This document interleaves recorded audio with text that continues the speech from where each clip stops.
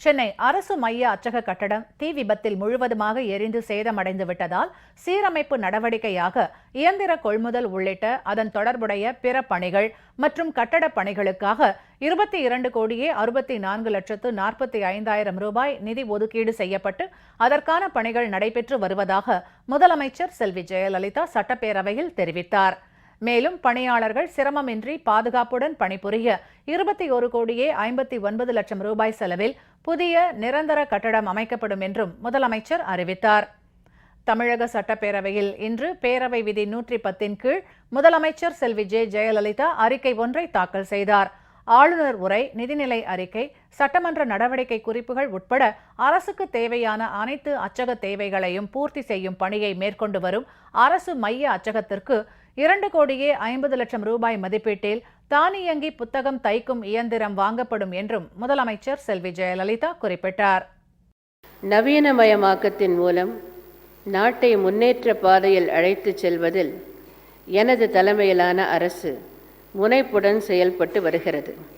ஆளுநர் உரை, நிதிநிலை அறிக்கை, சட்டமன்ற நடவடிக்கை குறிப்புகள், கொள்கை விளக்க குறிப்புகள், குறிப்பேடுகள், கையேடுகள் உட்பட அரசுக்கு தேவையான அனைத்து அச்சக தேவைகளையும் பூர்த்தி செய்யும் பணியை அரசு மைய அச்சகம் மேற்கொண்டு வருகிறது.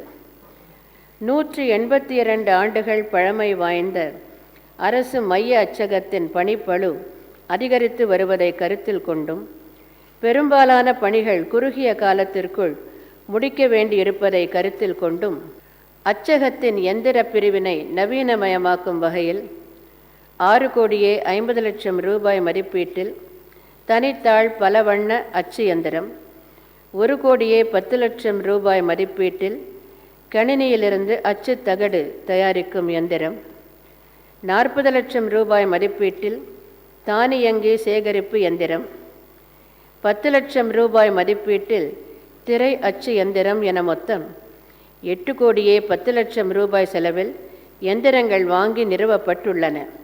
இதேபோன்று 67,50,000 ரூபாய் மதிப்பீட்டில் புதிய காகித கிடங்கு கட்டுவதற்கான பணிகள் நடைபெற்று வருகின்றன.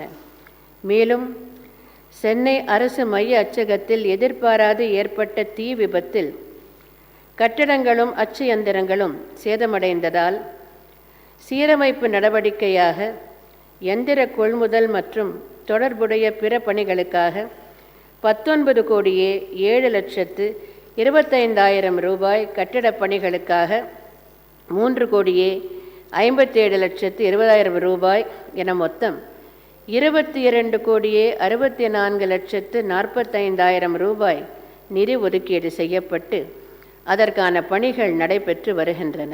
சுமார் 5 ஏக்கர் நிலப்பரப்பில் அமைந்துள்ள இந்த அச்சகத்தின் 84,000 சதுர அடிகள் கொண்ட பழமை வாய்ந்த சிவப்பு கட்டடமானது இந்த தீ விபத்தில் முழுவதுமாக எரிந்து சேதமடைந்து விட்டதாலும் பணியாளர்கள் சிரமமின்றி பாதுகாப்புடன் பணிபுரிய நிரந்தரமான கட்டடம் அவசியம் என்பதை கருத்தில் கொண்டும் 21,59,00,000 ரூபாய் செலவில் புதிய நிரந்தர கட்டடம் அமைக்கப்படும் என்பதையும் மகிழ்ச்சியுடன் தெரிவித்துக் கொள்கிறேன்.